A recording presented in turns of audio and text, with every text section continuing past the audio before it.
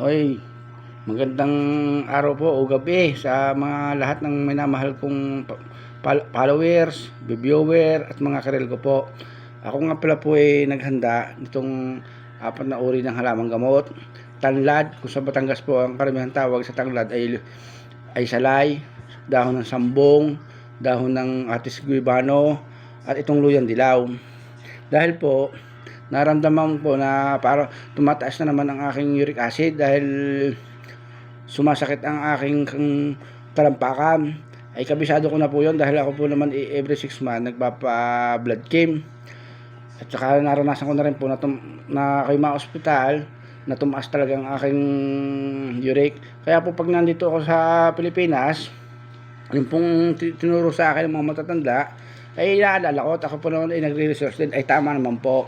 Ito po ay ilalaga ko at ang luya pong dilaw ay akin munang didigdigin para lumabas yung katas, tapos pagsasama-samahin ko na po itong apat na uri ng halamang gamot at iinumin ko po ito 3 beses maghapon.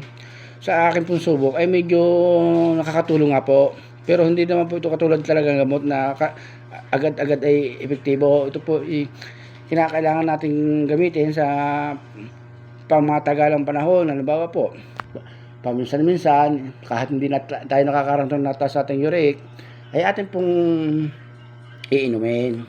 Ganun po ang ginagawa ko. At mahirap po kung papabayaan natin mataas na ating uric dahil po baka po magkaroon po ng problema tayo sa kidney stone, tumaas ang ating creatinine at mauwi tayo sa dialysis. Alam naman po natin, pag tayo nauwi sa dialysis, posible tayong